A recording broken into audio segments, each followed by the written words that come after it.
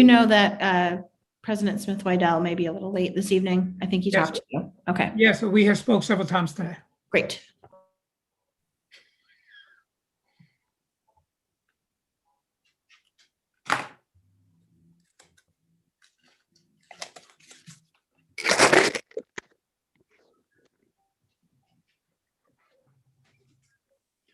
How's everybody's Memorial Weekend, other than wet? Yesterday was nice. It was beautiful yesterday, Yeah, I could have done with some more of that. but I couldn't enjoy it as much as everybody else. It was my my holiday to work. Oh, darn it. It wasn't too warm and too nice, so that's okay.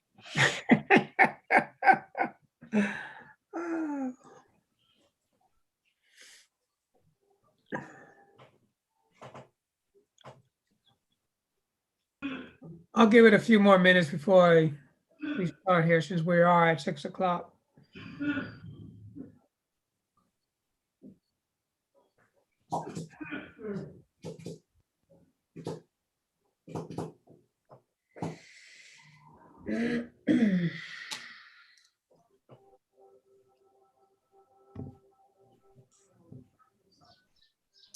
Oh, I did also hear from Councillor Garcia Molina earlier. He may be joining us late as well. He had a very last minute conflict, he said, Oh, okay. but I did not hear from Councillor Arroyo, so we may still see him. I'll give him a few minutes. Okay.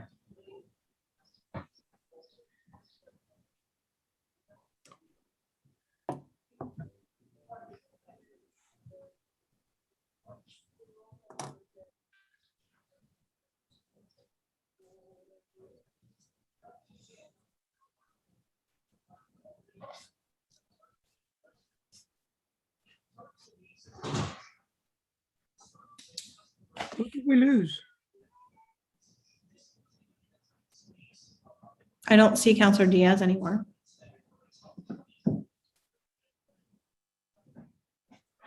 Well, now we definitely have to wait.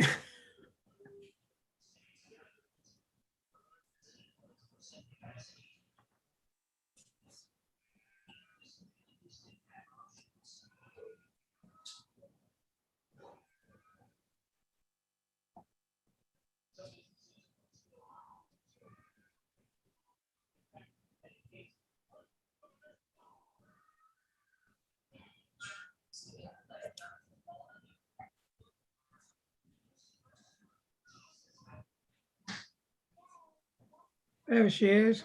She's back. Sorry about that. I don't know what happened. Maybe it was my trigger finger.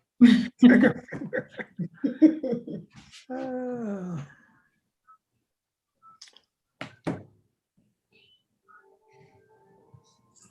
I also just realized, Wyatt, that I don't see Mr. Harris on the panel any longer, and he's usually on the panel. It was on here. He was, yeah. Maybe he got kicked out too. Just promoted him again, so that should be Okay. why that happened there. There he is. There he is. Yeah, feel free to, if you see anything weird, let me know. I will let you know.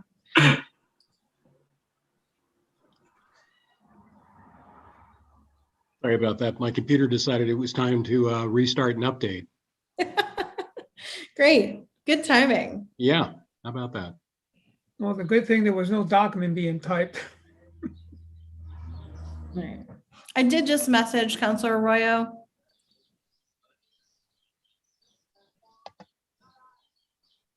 Is he going to be running late?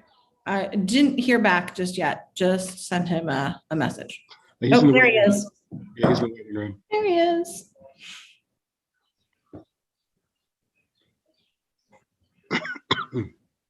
There he is. Well, Hello. since everyone that's going to be here is here, Yeah. at this time, I'd like to call the City Council for Lancaster Committee meeting to order for June 1st, 2021. Mr. Harris? Roll call members, please. Yes, Mr. Vice President. Mr. Arroyo. Here. Ms. Beke? Here. Ms. Craig? Here. Ms. Diaz, Here. Mr. Garcia Molina, Mr. Soto, Here. and President Smith-Waddell. At this time, I want to also announce that President Smith-Waddell is running a little late and he will be joining us shortly. Can I have a motion to approve the minutes for May 3rd, 2021 committee meeting? Motion. Second.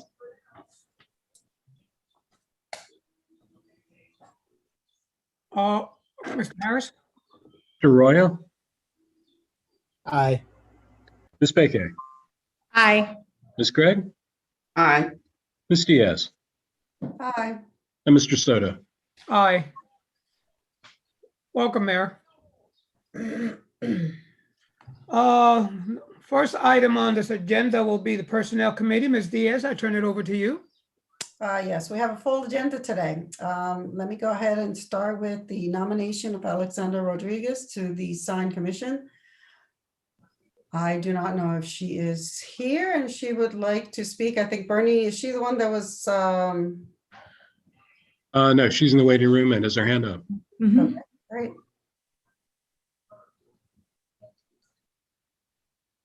Hello, Alexandra. Hello, How are you? I'm well. How are you all tonight? Good. If you'd like to address City Council, and just, tell us a little bit about yourself and how excited you are to be on the Sign Commission. Yeah, I just was scrolling through Facebook and saw one of the Lancaster City pages shared it. I've lived in Lancaster for about 2 years now. I graduated from Millersville with my bachelor's, and I now work for Armstrong Flooring as one of their designers. And I just 2 years feels like long enough to not be doing something in the community I live. I have a dog, so I walk her, take her to the dog park, and I just feel like would be nice to help out, in any capacity. And this was one of the first things I had seen, so I jumped on it and sent an email in. That's awesome. We need a lot of people volunteering. Is there any questions from the committee? There's only one. I do have something. I also think, I guess, by default, Councillor Soto, Vice President Soto will be serving on the committee as well. I just wanted to make a comment. Alexandra, I was looking at your resume, reviewing it for tonight's meeting, and I appreciate that you have a background in design and an interest in the arts, and I think that this really lends itself to the Sign Commission and the area in which they have their purview. And I just appreciate that you're willing to step up and that you found something that seems to fill your niche, and excited that you want to serve. So thank you very much. I'm excited. I hope it is. I looked over some of your minutes and it seems a lot like size things, but I hope there's a lot of interesting signage that happens. I don't know. I really have no idea, but again, I just kind of saw it and felt that's a thing I could maybe do. Yeah. Surprisingly busy commission. So I think you might like it.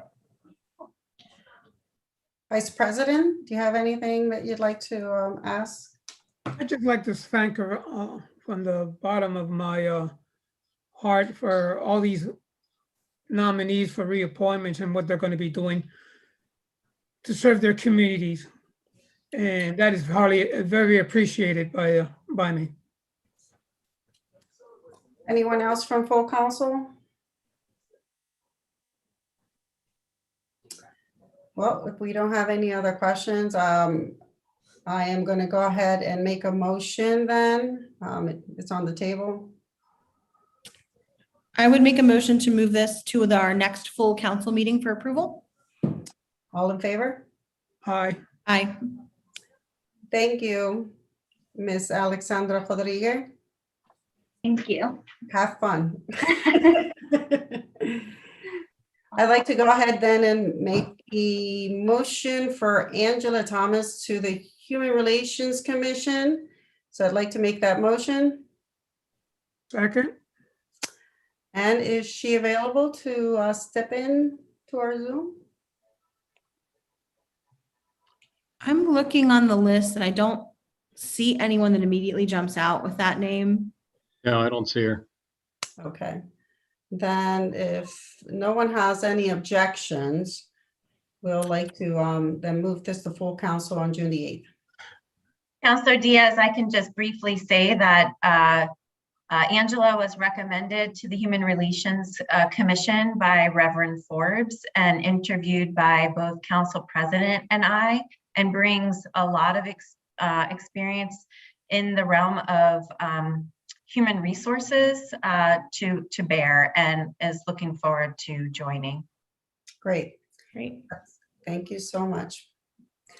So let's go ahead and move forward to Ronald Ashby to the Noise Control Board. I'm Yeah, sorry, who was the motion and second on Angela Thomas? I think that was Amanda, and I think Pete seconded. I don't Yes, really. I did second it. All right, Mhm. thank you. So motion then for Ronald Ashby to the Noise Control Board. And Mr. Ashby is joining us. So moved for Mr. Ashby. Second. Mr. Ashby, would you like to address the council members? Yes, I'm trying to, but I'm having trouble. Can you hear me? We can hear you. Oh, okay, because I can see you guys, but I don't see my, my picture didn't come through. I don't see myself on the screen. You're on the screen. I can see you. It's an R. Oh my gosh, okay. What would you like to know?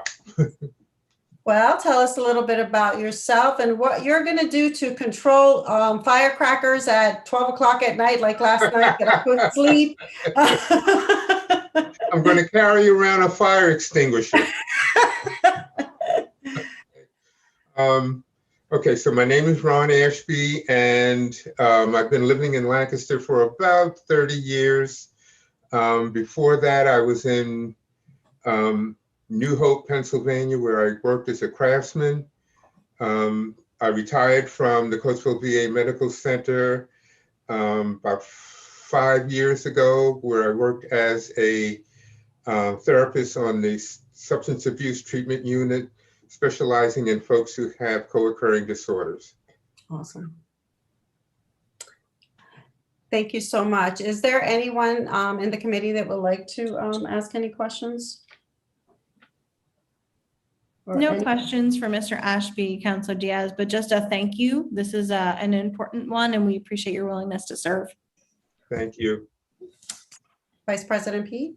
I also have no questions, but again, as stated before, I thank you wholeheartedly for agreeing to be part of the noise control board and serving your community as best you can. Anyone Thank else? you.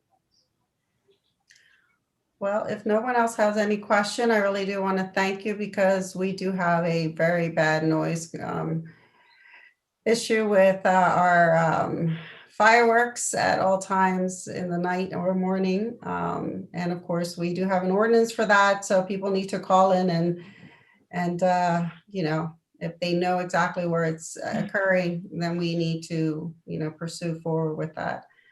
So I'd like to then move this to full council on June 8th. All in favor? Aye. Thank you so much, Mr. Ashby, for taking the time and volunteering. You're welcome. When's the next meeting for the board? The noise control board? That's a good question. I don't have it in front of me. Looks like Mayor might.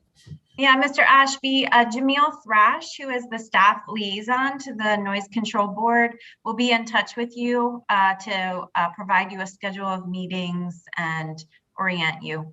Okay, thank So you you. can expect to hear from Jamil. Okay, thank you. Thank you, Mr. Ashby. Thank So you. moving forward, then I'd like to make a nomination for Scott Gardner to the Noise Control Board as well. So moved. Second. And if Mr. Gardner is available.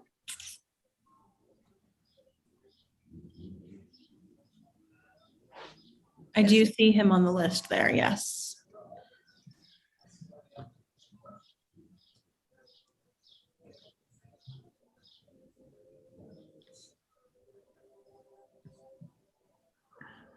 you go, Mr. Gardner. Hi, how are you? He's muted. Mr. Gardner, do you want to unmute yourself? Okay, There he goes. there we go. Hi, sorry Yep. about, I'm not too techie. And I can't see myself on the screen or not, so I'm not sure if I'm there or not. I know. I do see your name, so if you'd like to Okay. speak, that's good. If you'd like to address City Council, your interests, how you will be making sure that we don't have noise all over Lancaster City. Well, like Mr. Ashby, I've lived in the city for about 30 years, and my wife and I are right downtown, and we certainly do hear a lot of all the fireworks and things through last night we started hearing them, and I'm sure that will continue. So I also saw the request for people to join. I think volunteerism is important. It's important to give back to the community. I work downtown, and like I said, we live downtown also. I'm a supervisor at the Juvenile Probation Department. I've been there for about 25 plus years. So yeah, I'm interested in joining that committee and doing what I can to help out. That's all. Well, I really appreciate it. And also your background was impeccable, especially dealing with children. Is, one thing I do know as a kid myself, I used to always set out fireworks, but I didn't know that was a nuisance when I was a kid. So it's a good opportunity to maybe work with the children around the community and let them know how that can be dangerous as well. Do we have any questions then from the committee? No questions, Councillor Diaz, but to Mr. Gardner, thank you. I think it's important to have folks from the downtown district also represented on this board. It definitely brings a unique perspective. It's different than some of the neighborhoods, so it's good to have folks from all over. So thank you for seeing the post and being willing to volunteer. Thank you. Anything else from Vice President? You were going to say something? No, I was just going to say, I have no questions, but again, thank you for your service. Thank you. And full council? Well, with that said, then we'd like to move this then to full council on June the 8th, if everyone is in favor. Aye. Thank you so much, Mr. Gardner. Have a good evening. Thank you, you too. Bye-bye. Then we go to the next nomination for Tanay Darby to the Civil Service Board as an alternate. Is Mrs. Darby available? And I'd like to make that motion. She's on there. There she is. Oh, okay. She's muted. Mrs. Darby, would you like to address City Council and why your interest on the Civil Service Board as an alternate? Yes, good evening, councilors and mayor. I'm interested because, one of the issues that the city has been pushing is definitely diversity in our police force. And so, it was definitely a concern for me the other weekend when going up at Southeast Times for the events that took place on Shipping Street and Locust for In the Light Ministries, and all the officers that were there, despite it being a very diverse community, all the officers were white. There was an incident in front of my home where I had to call for fire. All the fire that responded were white. So, I want to understand what is actually being done, what is the process and things like that, so that we can maybe better get people of color involved in these areas in the city, and also to, help build a better communications, understanding of, the residents, especially being of the southeast part of Lancaster. So it's something, and also years ago when I was very young. My mom worked on the police force. So, so it's a little near and dear to me as well. So that's why I have this interest. Do we have any comments or questions from the committee? Councillor Diaz?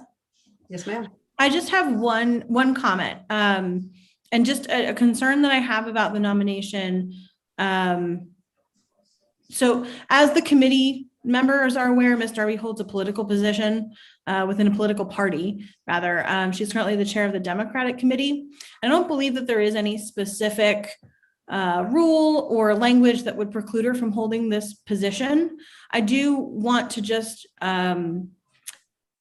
ask that we proceed with caution, because obviously the Civil Service Board, like all boards, commissions, and authorities, needs to be impartial and proceed without any sort of political influence. And personally, knowing Ms. Darby, I can say without a doubt that she would serve impartially and professionally.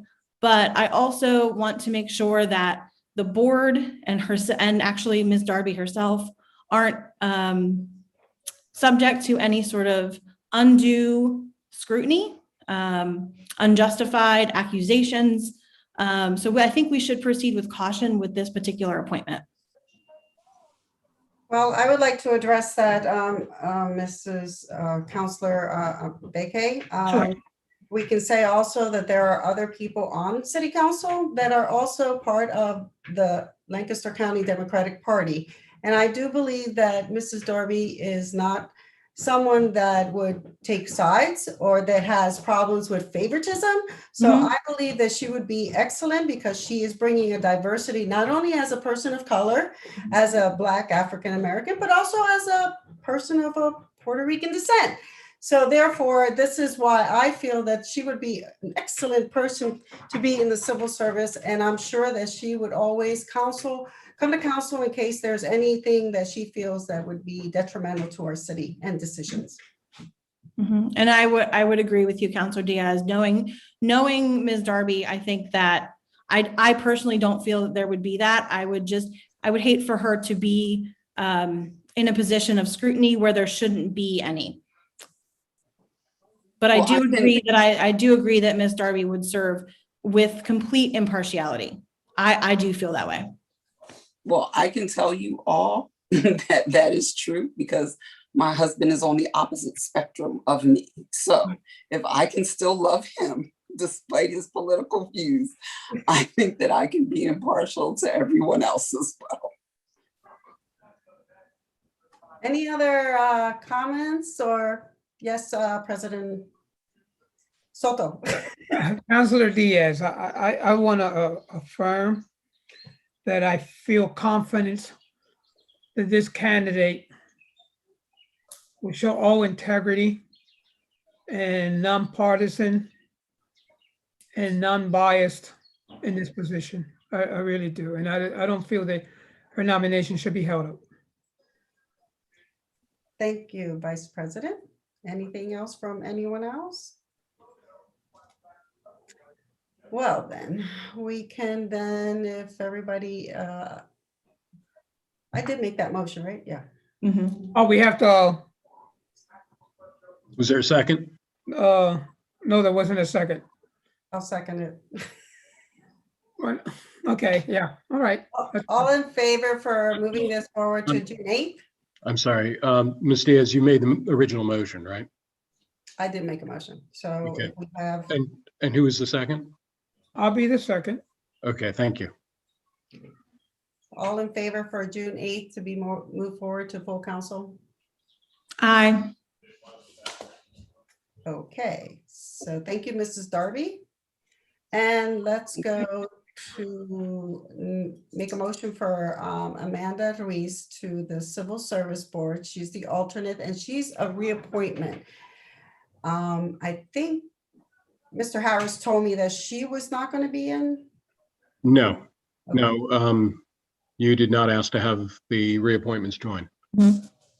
Okay, so then I'd like to, well, I made that motion. It's on the table.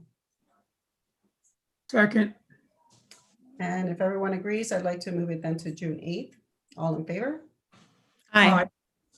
And also Donald Palmer to the Civil Service Board as an alternate reappointment. And while I'm at it, I'll add, was it Lloyd Henry also? That's another reappointment. I might as well, if that's okay with Mr. Harris, moving together to full council. Is that, I mean, it's on the table, so. Yeah. I would second that. So if everyone's all in favor, we can move this then to full council on June the 8th. Aye. Aye. And I think that concludes our committee. Thank you. Before I move to the next committee, I do have a resolution that needs to be added to today's agenda.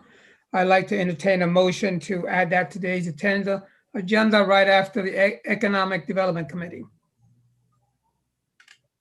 Mr. Harris, what is that resolution?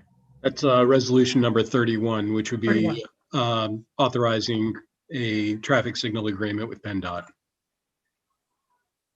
I'm sorry, do you need a second, Mr. Vice President? Yes. I'll second that.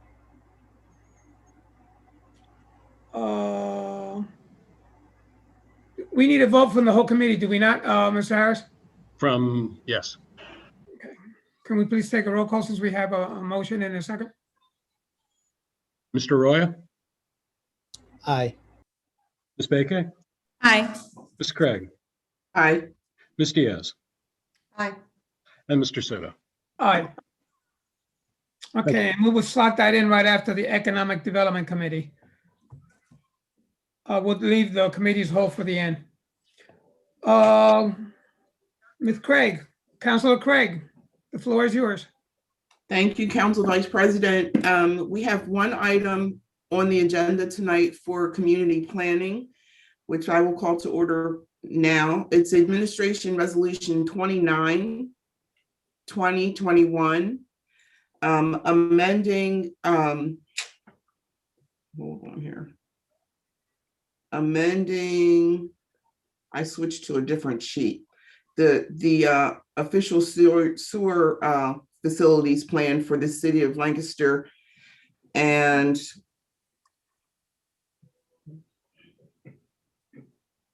the Willow Valley project on Vine and Queen. And I believe Douglas is going to be here to give us more information.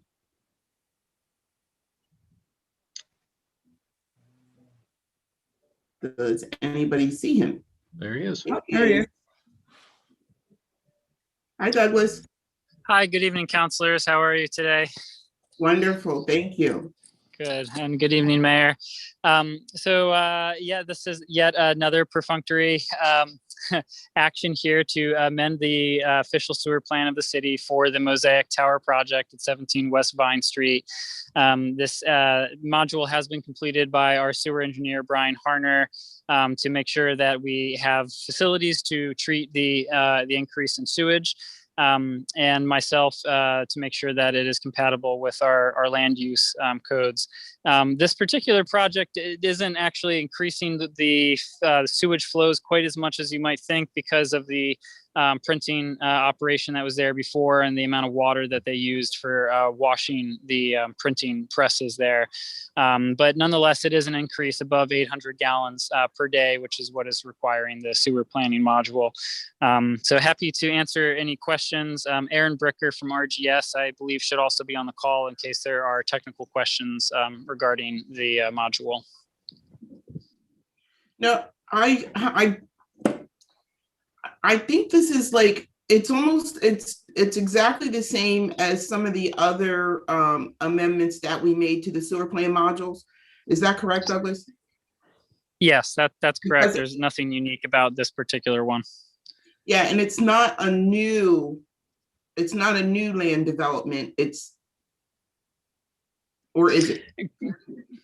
So this is related to the Willow Valley Mosaic Tower.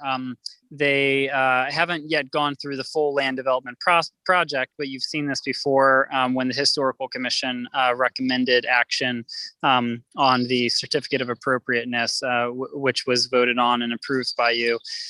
So at this point, they will be submitting a land development plan, a preliminary plan to start. But so you're familiar with this project, but this would actually be, as I believe it'll be the only time or the last time that you'll be seeing this project before City Council. From here, they still need approval from the Planning Commission. And I believe they've actually obtained most, if not all, of the other approvals from boards and commissions, including Shade Tree Commission, Traffic Commission, Historical, City Council, and that might be all that they need to do. Thank you. You're welcome. Are there any questions from the committee? I have a question real quick, Councillor Craig. That was my next question from council as a whole. Go ahead. In reference to the plan, how long would that project be and how much traffic is it going to back up? So the unit count is approximately 160. There are parking spaces provided actually beyond that amount for the residents and all of the staff members in the parking garage that's adjacent to where the tower is proposed. So that's the parking garage that is on Prince Street, excuse me, on Prince Street and Vine. So the traffic is, or at least the parking is handled. The front entrance of the building on Vine Street will primarily be for shuttle drop-off.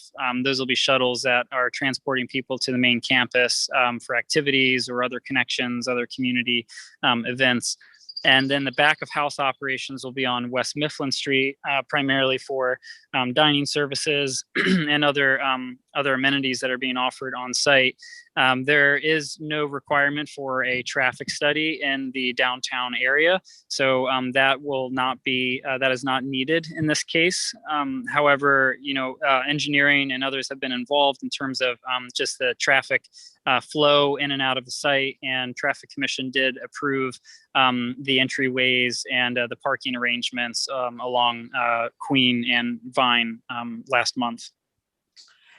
Douglas, this is Aaron. I just wanted to, from RGS, I just want to add it's 147 units. So it's just. Thank you. Yes. And in reference, so the parking you're saying for the resident, is that going to be a cost to them? I don't know personally how Willow Valley plans to structure the parking per resident, but the spaces will be allocated in the garage to the west. Okay, and you don't foresee any issues like, well, I guess it could happen because of the sewage being old. Any issues going into any residents, or I guess you won't know until you start digging. I'm sorry, I didn't quite understand the question. What was that? I wanted to know if there would be any, like, if you foresee any problems or issues where the sewer would go into any other residents in the area, like flooding their basements or anything of that nature. No, I mean, the project is proposing a new connection down Beaver Street into an existing structure within Vine. Okay. So it's a new section of sewer main that's heading up Beaver Street to accommodate the project. Thank you, sir. Certainly. Thank you. Are there any other questions from council as a whole? Okay, hearing none, motion, we move this administration resolution 29 to full council on the 8th of June. Second. All those in favor? Aye. Aye. Council Vice President, that is all I have on the agenda for community planning this evening. Thank you, Councillor Craig. And at this moment, we'll move to Finance Committee. Councillor Baker. Thank you very much, Vice President Soto. The Finance Committee has one item on the agenda this evening. I don't, so generally Patrick Hopkins will join us for these items, but I know that he's not available tonight. I'm not sure if there's another staff member that's taking his place. And so if there is, I'll just have you raise your hand to be added to the meeting, but I can kind of talk through resolution number 30 to the committee members, and perhaps looks like the mayor might be speaking to it. She's looking at me intently. This is a resolution that allows us to accept a grant to complete the fire station construction. Mayor? Amanda, you got it. That's really all that this is. It's an opportunity for us to accept state funds that are offsetting the costs for the construction of the new fire station on West King Street. And I should just also say that we are planning to have that operational. We've had a couple of hiccups, but hoping to have that operational by the end of next week. And I know that Chief Little looks forward to having you and other members of the public and to visit and to see what this looks like, because it will be repeated on the east side of the city. Thank you. Thank you. Yeah, this is pretty straightforward. The state wants to award us money, so that's always very exciting. Do any members of the committee have any other comments or questions on this resolution? No, Councilor Beckett. Thank you. Members of council? Then I would make a motion to move this forward to the full council on June 8th. All in favor? Aye. Aye. Thank you very much. That concludes the Finance Committee. It looks like President Smith-Waddell has joined us. Yes, and at this time, I'd like to turn the meeting over for June 1st, 2021 to President Smith-Waddell. Thank you, Councillor Soto, and my apologies to everyone for my lateness. It's my sense from the agenda that we're proceeding then to the Economic Development Committee. That is correct. Excellent. Councillor Arroyo, please. Thank you, Mr. President. We have one item on our agenda today. Administration Bill number 15, 2021, which is amending the tattoo ordinance. And I believe we have Ms. Whistler here joining us today to review the ordinance and the amendment. Hello. Hi, Ms. Whistler. How are you doing today? I'm fine, thank you. How are you? Living the dream. Good. Great. So I'd like you to consider an amendment to the existing tattoo ordinance to include scalp micropigmentation. Is Ahmet Corzo in the audience? Did he join us this evening, Jamie?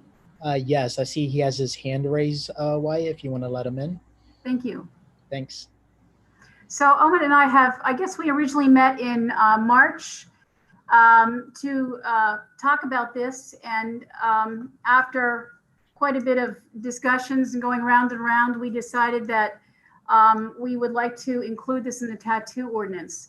Have you all had a chance to take a look at the proposed amendment? Yes. Does anyone have any questions regarding this? Any specific questions?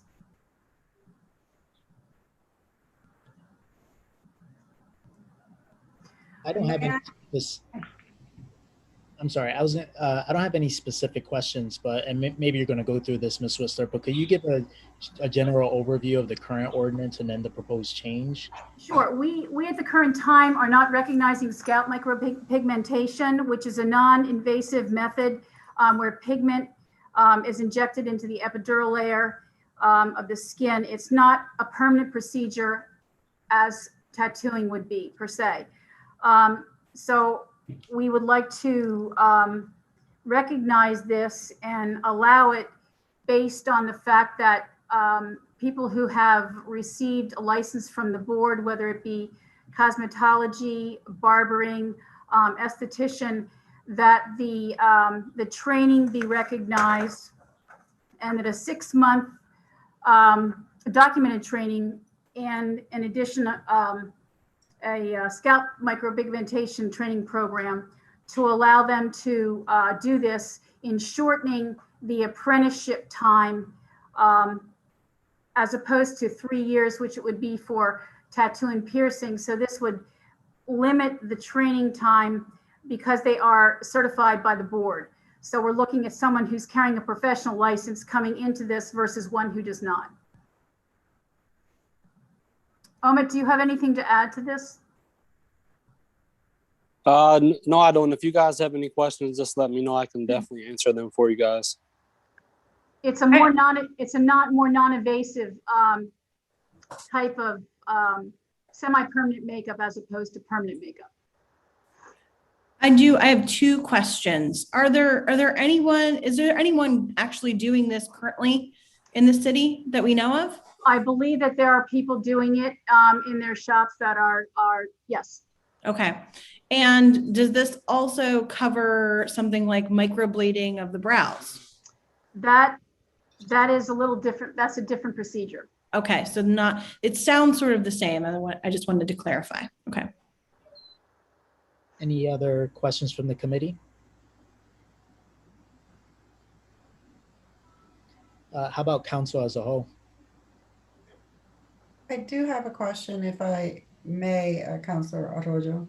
Go ahead, Councillor Diaz. So what you're saying is this is not actually permanent. Like, how far, I guess I'm being a little technical, but how far down does the needle go into the epidermis? It just cracks the outer layer and deposits pigment right beneath the dermis. Okay. And it lasts typically 4 to 6 years, based on like sun exposure, things like that. The ink is diluted to give it a more natural look, to look like the impression of a hair follicle.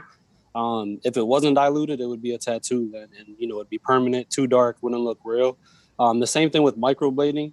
With eyebrows, that typically lasts 1 to 2 years. It's diluted even more to give it a more natural look as well. So.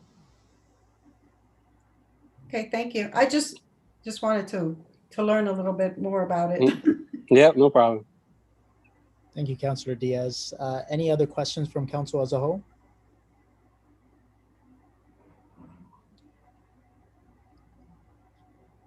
With that, I'll motion to move this Administration Bill 15, 2021 to full council. Second. All in favor? Aye. That concludes the agenda for the Economic Development Committee, Mr. President. Thank you, Councillor Arroyo. And thank you, Ms. Whistler.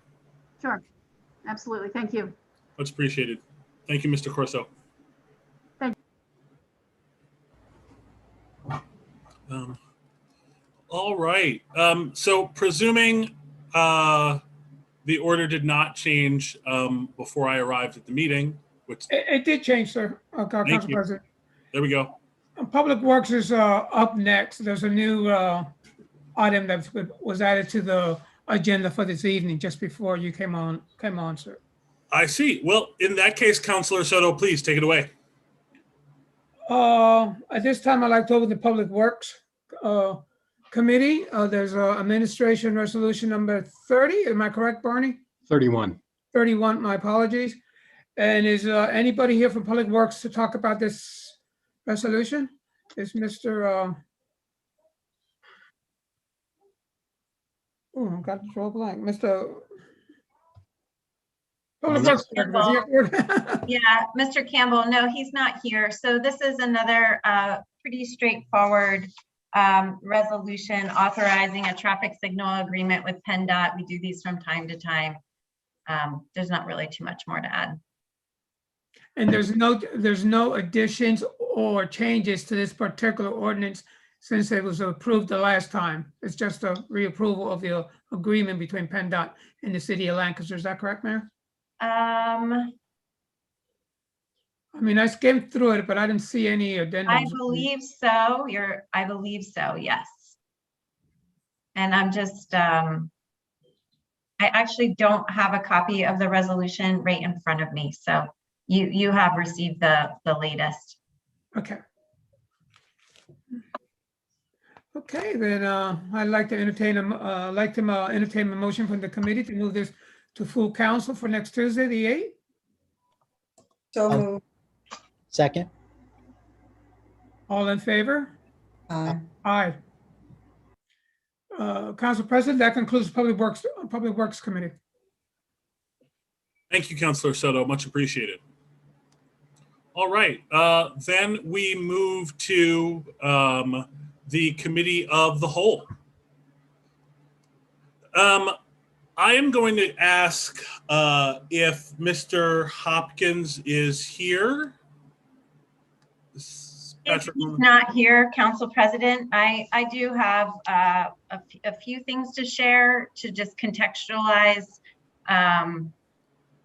some of the benefits as in addition to the salary conversation, both just as part of the transparency as we have this conversation. Sure. Okay. Well, we'll take Council Resolution number 13 first, and then, or Bill number 13, and then Bill number 14. Councilors, Council Bill number 13, if you've had the chance to read it, is an adjustment to the salary of councilors serving for the city of Lancaster. So first, I want to give a couple of pieces of context. As you all know, compensation for a council position is $8,000 per annum. And you know that the workloads for the position vary up and down by circumstance and indeed by choice. Councilors have the ability to be more or less engaged. I had Mr. Harris do some research on council member salaries across the Commonwealth. Has everybody had the opportunity to take a look at the spreadsheet attached to the meeting, attached to that agenda item? Yes. Yes. Okay, so as you can see, there are some cities which compensate their councilors less than we do, and some that compensate their councilors significantly more, despite ultimately being smaller. Wilkes-Barre and Harrisburg, for example. The bill that you are looking at right now proposes to adjust the council salary to be in line with the neighboring city of York. So that would put us ahead of where we are in terms of council compensation, and would change council compensation from $8,000 a year to $10,000 a year. But behind Scranton, Wilkes-Barre, and Harrisburg. So, and I know that we're going to go on, but I'll explain a little of my thinking in sending this down the pike. Ultimately, it's this. From my personal experience, and from the experience of other councilors and other people who have run for this position, if you if you have an ease of moving through life, it's very easy to take on a role such as this, but a number of persons would not be able to make time for council based on the compensation provided there. So what you have right now is an ordinance so that you know what it would look like. I would also propose, now that it sits there on the agenda and before we move, that we let it lie or table it until the beginning of the new year. And I'll tell you why that is. The Code of the City of Lancaster indicates that no councilor can benefit from a salary increase until they have been again re-elected. For those 4 seats that are open, if we were to pass this now, one could benefit in January of next year. And it would be my preference that we get familiar with the language and what we're talking about, but pass something like this if we think it's appropriate in the new year, so that councilors about to be reelected would not benefit until they were reelected again. So I'll put it to you this way. There are 4 seats up at the moment. So what I'm proposing is that we look at this now, bring it back in January. I know that's a ways out. But then in that way, the 4 councilors up for election would have to wait another 4 years to benefit from the increase. And then those councilors not up for election this cycle would have to be reelected. So they would be 2 years out. I don't think that we can, I don't think that we can in good conscience do this right this second, but as Mr. Hopkins made me aware of a discussion about mayoral compensation, I did want to reintroduce a discussion about council compensation. So that is where my thinking is in putting the text before you this evening for Council Bill number 13. I then have a question, Mr. Harris. Yes, Mr. President. What is the length of time is there any length of time that we can or cannot table an item for consideration? I know we've gone back and forth on this, but. Well, I think we can either table it to a certain date or we can table it indefinitely.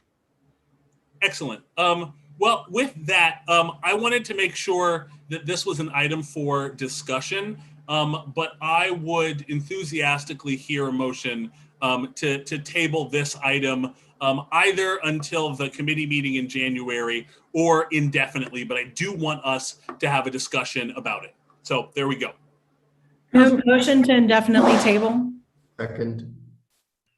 Okay, so we have a motion and a second to table the bill. And now we come to council comments. I want to discuss council compensation with council, and I want to do it in a public forum. These decisions shouldn't be made last minute, and they shouldn't be made without the awareness of the public. So sorry, I've been talking for maybe 5 or 10 minutes now, so I'll stop briefly. Council President. Please. Okay, so as my motion is on the floor to indefinitely table, I'll just sort of speak to that. I do think that it's something that's worth looking at, but I do think a couple of things should be considered when we're ready to bring this up again, whenever that may be. One, and I'm not sure if it's possible, but that's why we're here. We're having this discussion.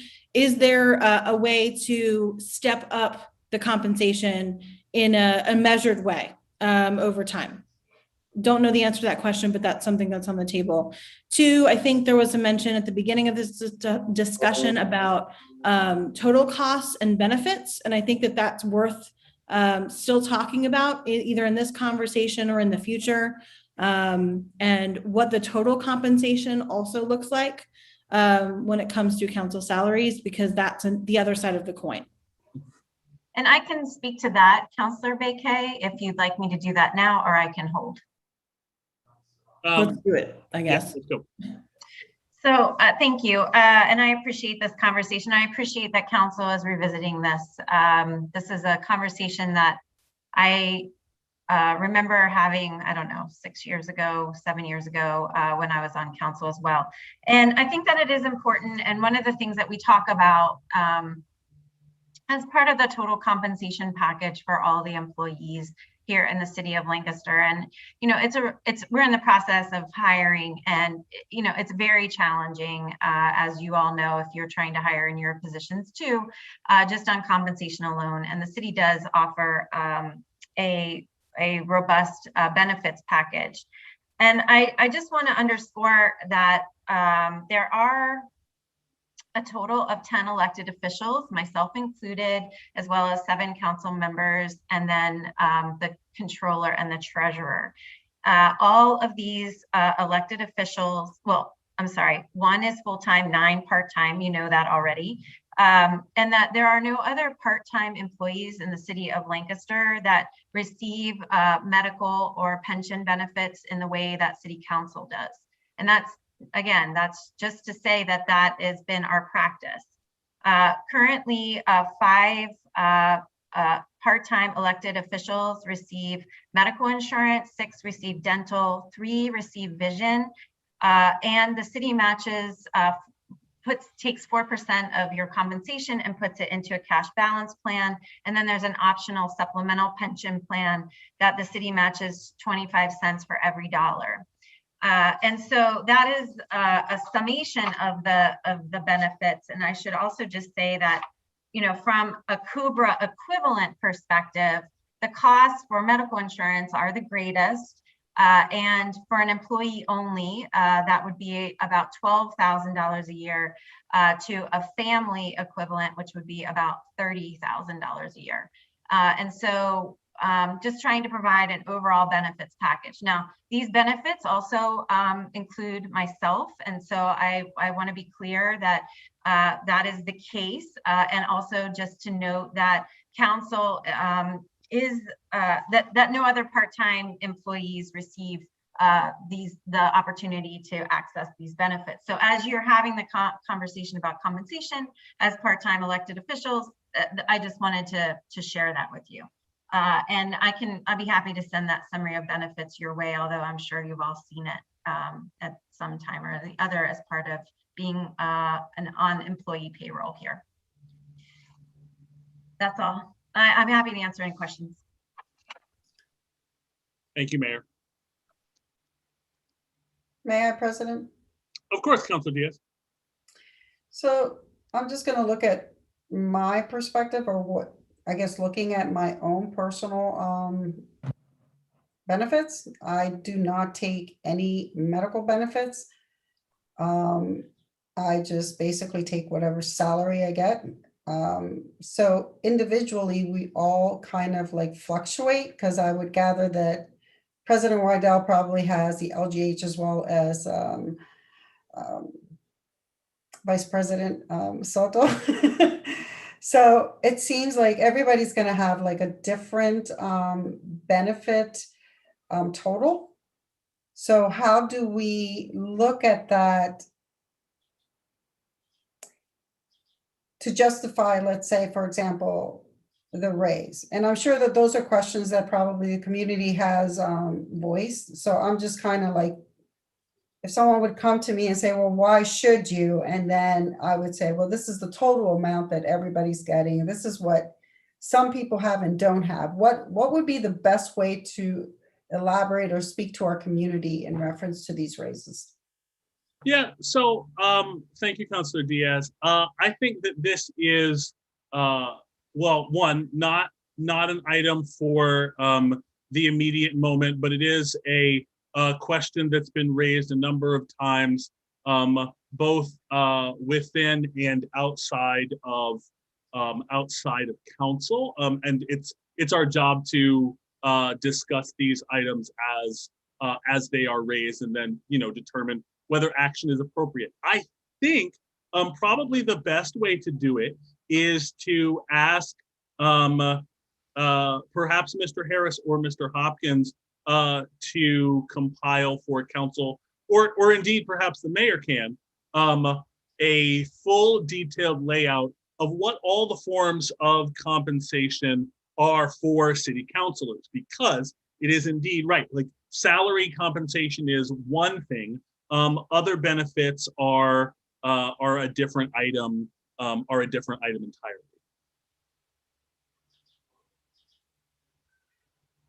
And I'm sure that Mr. Hopkins can prepare that, Council President.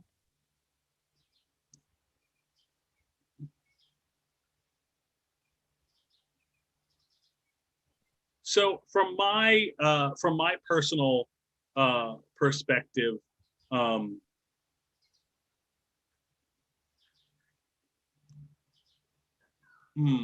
I probably won't, I likely will never benefit from any increase to the salary of this council, and am not interested in doing so.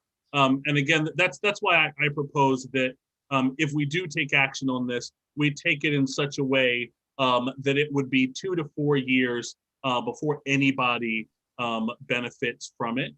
But I think that these are all reasonable questions. I am looking forward to seeing what it is that Mr. Hopkins has prepared for us on that subject.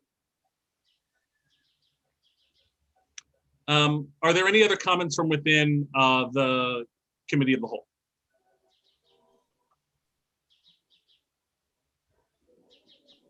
All right. I don't. Here we go. There we go. And then yeah. Is there did something change? I feel like I missed a couple of sessions of public comment.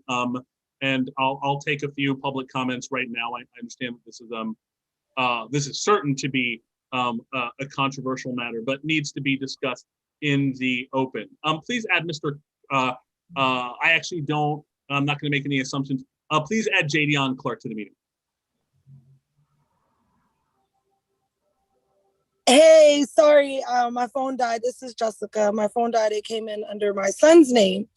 So, yeah, it's all attached. But I just wanted to say, not to say that city council doesn't, get underpaid, but to say that I feel like right now with 40 million people about to lose their housing and with people calling me every day.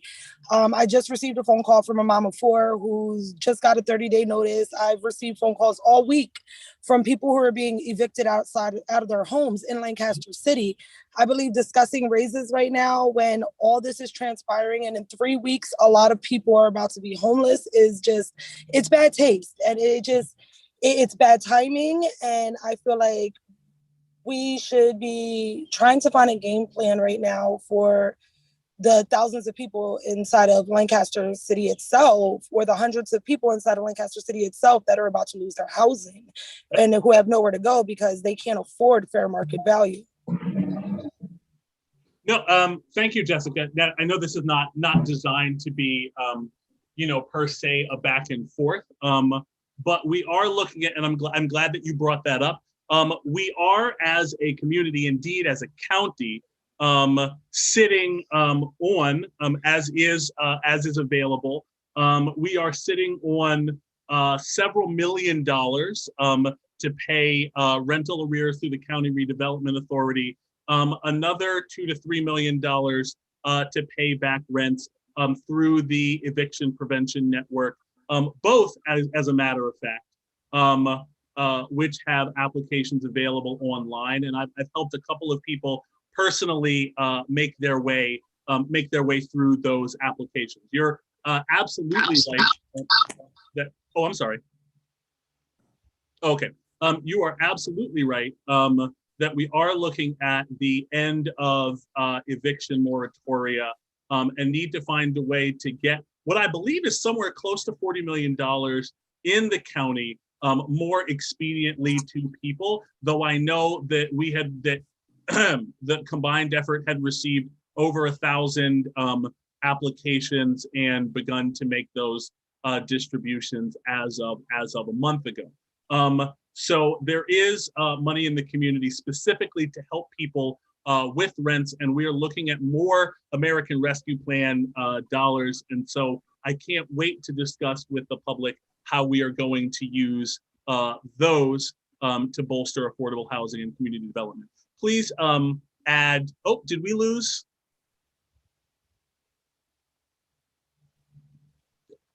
There we go. Okay, so now is there a way that you guys with the platform that you have can find a way to reach out to the landlords? Because the issue is not that people are not filling out the paperwork for the assistance. The issue is that the landlords are trying to move people out of their homes so that they can match the gentrification, and they can double their rents, and they can regain control of their property to match the increases, or whatever the case may be going on for whatever their specific property is. Now, is there a way that we can reach these landlords and try to find a way to make it so that our residents still have a chance at staying in their homes? It's not the problem that the funding isn't available through the federal system. It is. The federal government has made funding available. The problem is that the landlords themselves are trying to catch the increases. So they're putting people out of their homes at this point. I had a friend who's lived in her home for 11 years, received a meeting with her landlord, who brought her new landlord because he sold the property without telling her, and handed her a 30-day eviction notice. So it's like, it's not even that the funding just isn't there. It's that we can't find landlords that are giving it to the people that actually need these housing. No, that's an excellent point. So we cannot, I'm so glad this dovetailed in this direction, though I know everybody else is giving me the, all right, Council President, wrap it up look. So yes, there is, and we use this pulpit, and we also use, frankly, your county district magistrate system, because those are the folks who deal directly with the eviction notices when they come in front of them. And I have seen every one of, particularly the MDJs for the Southeast and Southwest, go out of their way to prevent evictions. And so I think, on top of the pulpit that council has, the court is probably the most effective way to get the news out, because that is, I know that a lot of tenants are unaware, frankly, of their rights. No, their landlords aren't informing them, and aren't aware of the opportunities and protections available to them. Jessica. Yeah. I am just for the good of the order. I have to cut like the public comment back and forth to 3 minutes per person. But would you be amenable to continuing this discussion with me? Yes, of course. And I will forward you my contact information. I can actually leave you my email address in the chat, and you can get with me anytime. I'm open for discussion. I love it. I'm sending out my email into the chat to you and one other person right now. Thank you very much, Jessica. All right. Thank you. Yep. All right, please add Nellie to the meeting.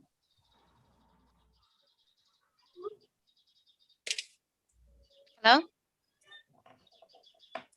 Hi. Okay, cool. So I agree with what Jessica just said. I think it's very inappropriate when you have people sleeping on benches. Our community is severely neglected, especially the Southeast. So I'm waiting on the money that we do pay to be used for us. And, I can understand that there are people who are very active, and I think that's great. And I like Janet's question on what that means individually. But what you make is about what I make being on disability. What you make is about what people like my mom, who have been sweating at her job for 40-some years, 30-something years, and that's all that they have full-time. That's for the whole month. And what you do, as I'm understanding, is on a part-time basis. I would like that the concerns of the community be addressed, and then we can talk about promotions or adding to people's income. It's just, it is, as a voter, I'm insulted, like, for real. And I can respect everybody's opinions, but that is my opinion. And that is, I believe, a lot of people's. I think, I don't know, we can talk about what Deneen makes, because I'm curious. But when most of your constituents are struggling, we haven't even had an increase in our minimum wage in how long? I'm just surprised that we're having this conversation. So yeah. And also I had left a message to you about the chat. Why are you, just real quick note, since nobody was responding to my question, why are you limiting how people communicate when this is open to the public? So yeah, please address that. Thank you. I'm sorry. I'm not clear on what was limited about methods of communication. I'm sorry, councilors, did something occur prior to my arrival in the meeting? Council President, I think there is a different setup on the Zoom this evening, whereas before there wouldn't have been a chat feature at all because of public comment procedure, it needs to be public and not in a chat feature where not everybody can see what's being said. In this particular meeting, for whatever reason, the Zoom seems to be set up differently to allow chatting between attendees and panelists. But I think that because of council practices and public record, we've only been interacting as we always have with comments in face-to-face. Does that make sense? I'm actually afraid, forgive me, I'm afraid that I still don't quite understand. Council President, I believe what Nelly is speaking to is the fact that they could speak to us as panelists, but perhaps not with each other in the chat. So the public can write a comment to us as panelists, but not necessarily like be aware of what's happening in the chat itself. I see. Okay. Yeah, I'm not sure what that looks like. Was that an update to the platform? It seems like this is the first time that that's occurred, but it might be a Zoom setting, so I'm not sure. Okay. Wyatt, do you want to weigh in or? Yeah, if I may, I don't really know exactly what the normal protocol is, if it's turned off completely or if it's attendees. There's like different levels of settings, but I only interacted with it before. My judgment is makes sense because of the public comment requirement that it would make sense to turn it off because comments have to be made verbally. So. Yeah, and Wyatt, thanks for filling in tonight. Yeah, thank you, Wyatt. So I am receiving and seeing comments from the public in the Zoom chat. Can you just? I'm interested in figuring out what's happening here. Wyatt, please add Nelly to the meeting again. Hello. Yes. Hello. Yes. Yeah. So I just think regardless of how if you have operated that way before, the public has to be able to weigh in just like we would if the meetings were in person. And it just feels very like controlled.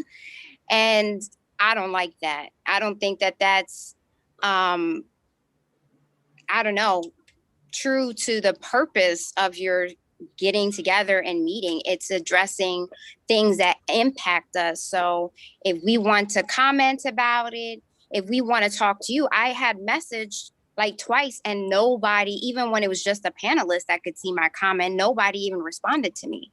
So that's, again, wouldn't be appropriate if it was in person. So why are we doing that through Zoom or whatever? But that was just one part of that. So, but yeah. Any other clarification questions you need from me or you have for me? Okay. I think I understand now what's happening. Thank you, Nelly. Yep.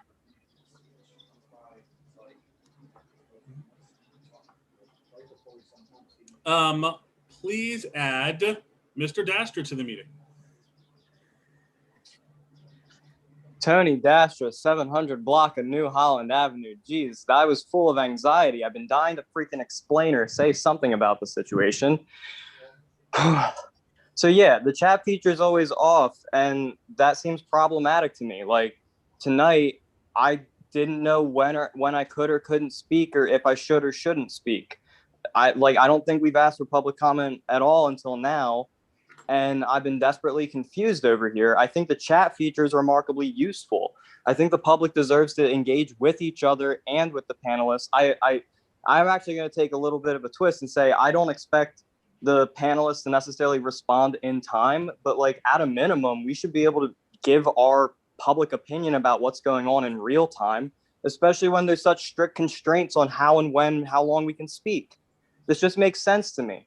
And I think what tonight's demonstrating is how frustrating, and frankly, like, I understand legal concerns, but we have a lot of societal issues to resolve. And if we're worried about the law, like we're worried about the law in regards to minute records, like there are much greater legal concerns we should be worried about, such as police brutality.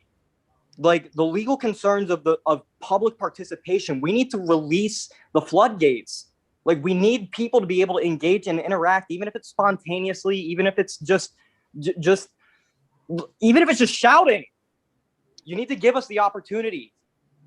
There's frustrations and concerns throughout the community, and having chat off makes us feel suppressed.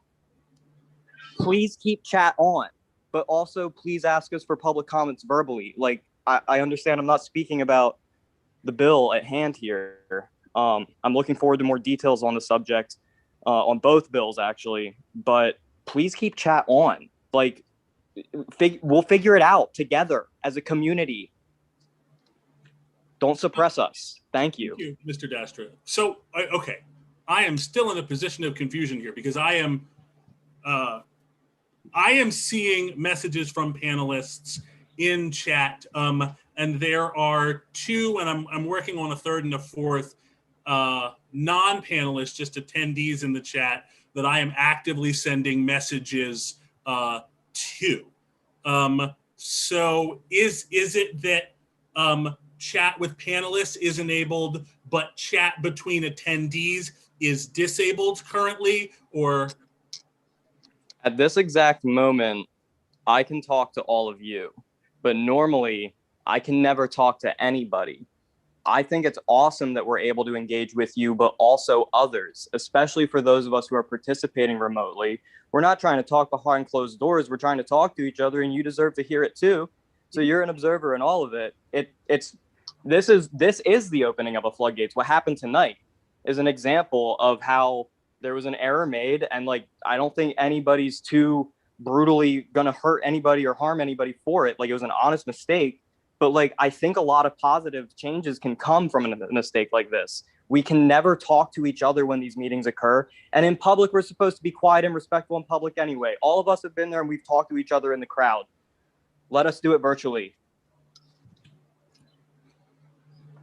Wyatt, is that the case? Is that inter-attendee chat is turned off currently? Just so I know. Yep, I believe so. So right now they are sending to panelists. Okay. In the spirit of keeping us germane to the bill, Wyatt and Mr. Behringer and Mr. Harris, let's please be sure to address. We need to review our chat and public comment policies.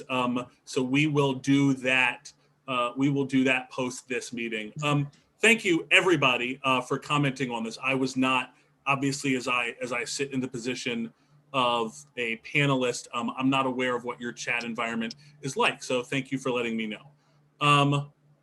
Okay. Council President, if I may just add one thing, which is to say that when we meet later this week, we work through the schedule of all of the meetings that would be held typically in person, and how to do that in the current configuration within City Hall, since that we've given up the commission room for additional staff for our lead program. And so I will be reviewing that with you. And I know as things continue to open up and City Hall opens up on a regular basis, and we're now under different guidance as of yesterday in terms of limitations on the number of people that can gather, I know that there will be other opportunities for us to get back together in person. And I'm looking forward to reviewing that schedule with you and how we can accommodate all of the boards, commissions, and authorities and council to get back to in person. I cannot wait. Thank you. Councilors, there is a motion on the table to table this item, bill number 13, indefinitely. Mr. Harris. Yes, Mr. President. Mr. Royo, Aye. Ms. Baker, Aye. Ms. Craig, Aye. Ms. Diaz, Aye. Mr. Garcia Molina, Aye. Mr. Soto, Councilor Soto, you're muted. My apologies. Aye. and President Smith-Wato. Aye. All right, that moves us to bill number 14. Mayor, I believe this is you. Yeah, it's not really me, but I'm going to just open up with some comments about this, and then I'm going to actually step out so that council can have and the public can have a conversation about this. This is a bill that's coming up now because I happen to be the mayor right now, but also because we are trying to, on a 4-year cycle, review and look at compensation. The proposal that is in front of council is the same as it was 4 years ago, with a 1.5% increase year over year. This is certainly, making money is not the reason that any of us do public service. And there's, as we look at our overall compensation policy, as council is as well tonight, this is an opportunity to make a decision for whoever the next mayor is going to be. And like you said, President Smith-Wato, that this can only apply for whoever is next. And so there can be a determination that this would apply. So it's, it would apply as it expires at the end of this year to begin in 2021. It could be a plan for it to take effect after the next 4 years or so on. There's been a lot of conversation that I understand people are having about comparing salaries between communities. And as like you pointed out, and what the research Mr. Harris did about the different the salaries for council members in cities across Pennsylvania. And that is all legitimate research that should be conducted, and we can certainly pool. I think that, like the conversation related to the differences in the scope of work, my job is different, or not my job. The job that I currently have, mayor of the city of Lancaster, is different than in other communities because we operate 2 public utilities in addition to the usual business of Class 3 cities. And those public utilities have responsibilities within the city and also external to the city. So I just mark that as a distinction between the role of the mayor in the city of Lancaster and the responsibilities here versus, for example, in York or Harrisburg. I think that's all I want to say about this. I understand and appreciate that these are sensitive conversations related to salary. And I also really appreciate that, you know, the salary that I make in my current role is considerably higher than the median salary for a resident in the city of Lancaster. And that's something that we continue to work on and that we have a real opportunity to effectuate change around, given the American Rescue Funds. And so with that, I'm going to step out of this conversation and I leave it to council's discernment as to how to carry this forward. Thank you. Thank you, Mayor. I think my immediate concern, not that we're not all exceedingly well equipped. My immediate concern is we don't have, I thought at least we were going to have Mr. Hopkins here to present to us on this item. And so I feel a little bit in the woods carrying this forward now. So I might propose tabling this item as well. I certainly don't think I don't perceive any crisis occurring if this item is tabled or set aside, at the very least, until we can access more information on it. But, councilors? I would second that, President Wydell, since he is not on. I'm sure that the community, like I said before, is going to be curious of what other, I guess, counties, because there is like the difference between population, and then there's the difference of what type of benefits they get other than salary. It's kind of like a can of worm that you open up, and then you're trying to find, you know, which is the one that's going to be alive so you can use for fishing. So yeah. So anyway, I just figured I'd make that motion too. Well, if you are making a motion to table Councilor Diaz, I will happily second it as we continue conversation within council. Councilors? May I ask a clarifying question on the motion? Are we tabling until the next committee meeting when we may be joined by Mr. Hopkins? That's one for you, Councilor Diaz. It's your motion. I would say that would be when, Bernie, next month? Yeah. July. It would be. Yes, that would be July 6th. Okay. Yeah, so then I guess I will make the motion then to hold off till July 6th, where Patrick Hopkins can give us a synopsis and explain to the community and our, you know, and our panel what the difference in different counties and you know what it entails, because it's very different everywhere. Yep, indeed. Thank you, Councilor Diaz, and as I said previously, I second that. Councilors?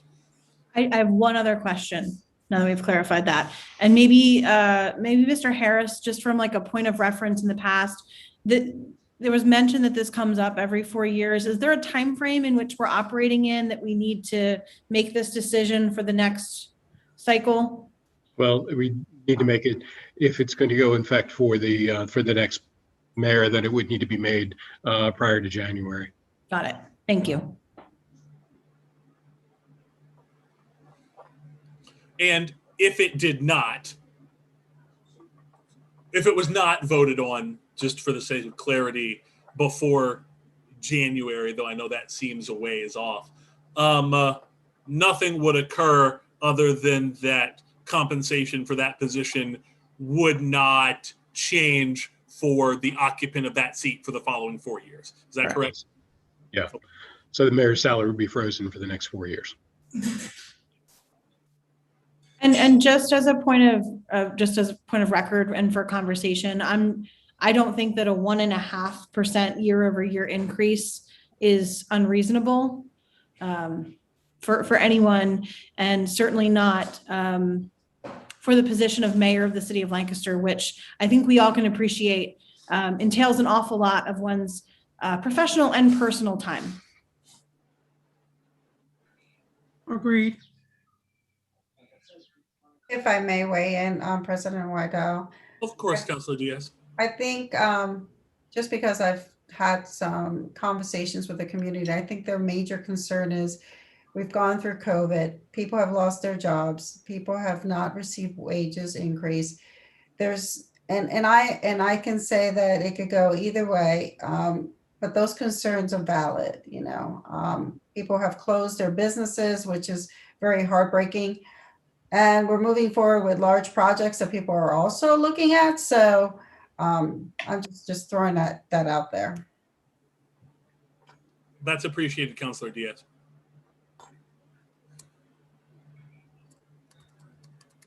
Other council comments?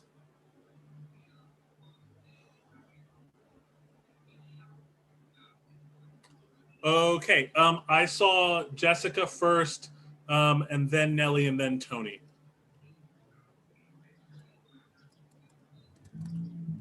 Just to, repeat what I said, I just think it's, kind of tasteless and a waste of time to be discussing this at this present time. I know you said that it doesn't affect for another 4 years, But I feel like in, maybe 2 years time, we could revisit the discussion and see where our economy is, where our city is at, where our working class city is at, and then speak upon raises for elected officials. As you know, it was said that you don't take city work or civil work on for the pay period. So it should be nothing to readdress in 2 years. Thank you, Jessica.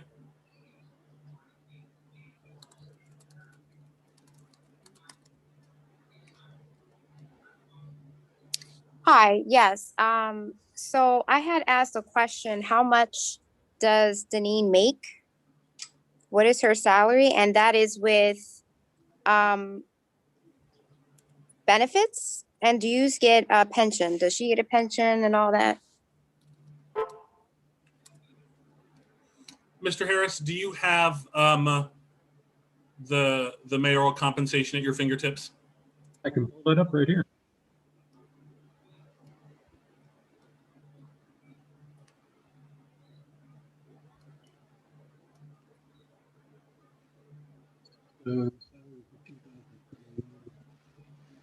Salary for 2021 would be 88,883, and it does include benefits. And the mayor is eligible for pension were she to be with the city for at least 10 years and retire at age 65 or older. And could you repeat what the salary was? I didn't get that. $88,883. 88,000. Yeah, that's a lot. And so if, again, as a resident, as a voter, as somebody who interacts with the community, I would say not to increase that. That is a lot more than a lot of people will ever say, to be honest, and ever make. And I think, as Jessica said, making sure that our community is whole is a priority, and that's where our time and energy should be put. But I also think that when the community says, so whenever I work somewhere, I didn't tell my boss what I should make, right? I didn't have that luxury to just be like, oh, okay, well, I'm going to get an increase, even if my employers didn't find my work to be satisfactory. So how about when we feel that the work is satisfactory as well as the community as whole, then we can talk about revisiting an increase.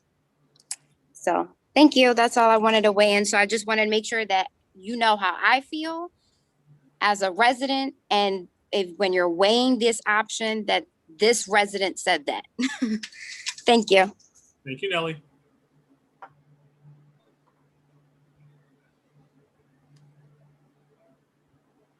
Hi, Tony Dastra, 700 block of New Holland Avenue. I don't think the mayor needs a raise, and I guess I'm saying that as the only other announced candidate running for mayor. I don't believe that the mayor's position needs a raise right now. And furthermore, I want to make a controversial statement. Executive positions in this country are a lot like figureheads. It causes mass chaos, and we don't necessarily need. We have this illusion of control and work constructed behind one person. Public Works is Mr. Campbell, for example. The mayor doesn't do that work hands-on, and I don't think the mayor needs to. The mayor should understand some level of it, but the mayor should just delegate that work. I think the mayor should be paid more closely in line with the median income of a city resident. And furthermore, to Jessica's points earlier, when we're worried about things like displacement and what we're doing about it, we also should tether together a new construct for society to ensure that people aren't being displaced, because voters are essentially, here's where you live.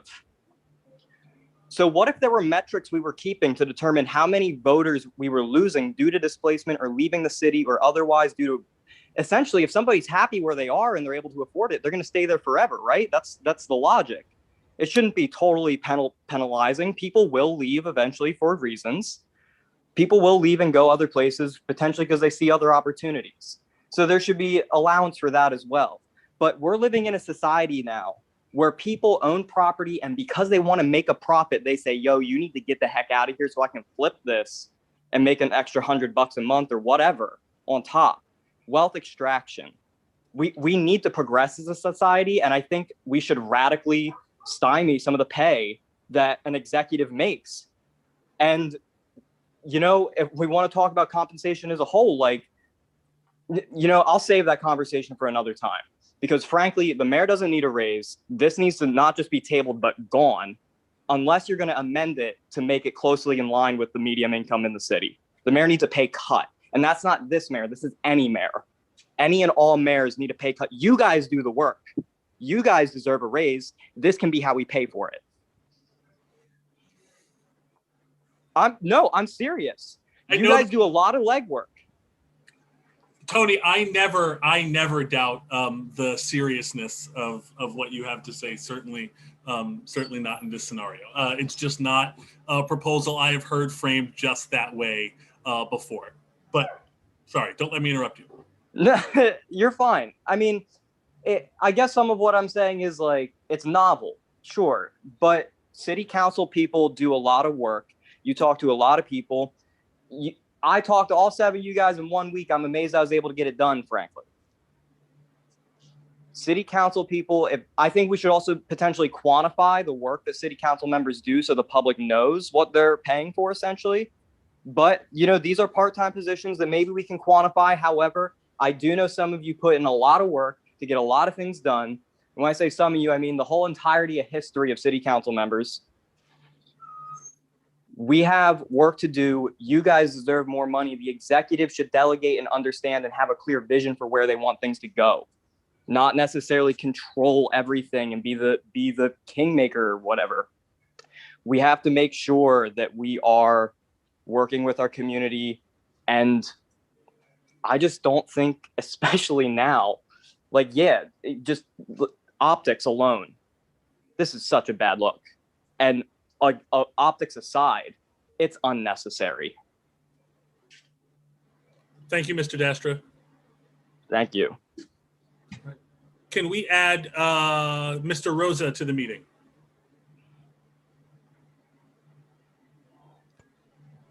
Hello all. Hey, Sammy.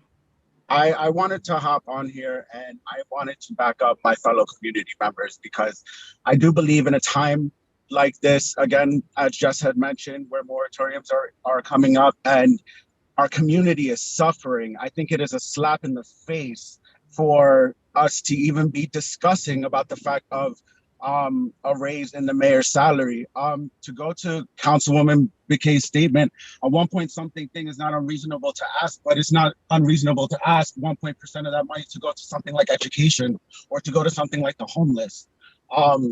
So I agree with my fellow community members. I think this is a poorly bad time to be talking about this.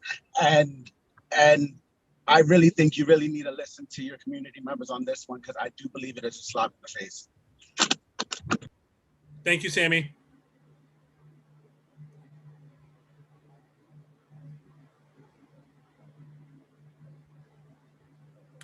Okay. Councilors, there is a motion on the floor. Mr. Harris. Yes, Mr. President. Mr. Roya. Aye. Ms. Baker. Aye. Ms. Craig. Aye. Ms. Diaz. Aye. Mr. Garcia Molina. Mr. Soto. Aye. And President Smith-Waydell. Aye. So we will discuss this, if at all further, next month when hopefully Mr. Hopkins can join us to discuss the matter. I believe that brings us to the end of our legislative agenda, councilors. Is that correct? Yes. Okay. I believe that then brings us to the clerk's report. Mr. Harris. Yes, Mr. President. The last month, I have spent a lot of time going through paper records and going through books.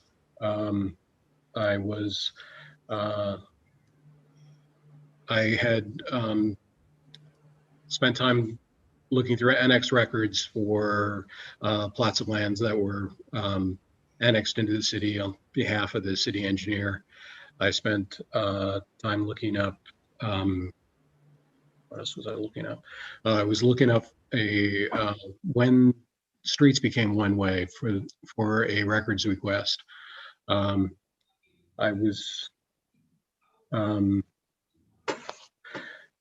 provided 1986 and 1987 ordinances for and council minutes to the solicitor for records request. And I reviewed 60 years worth of paper ordinance and deed records for another question for the city engineer. I've just been doing a lot of that this month. I attended the Lancaster Parking Authority meeting, sent you an update on that. And I ensured that the bond documents are all signed and completed for the bond sale that was held recently.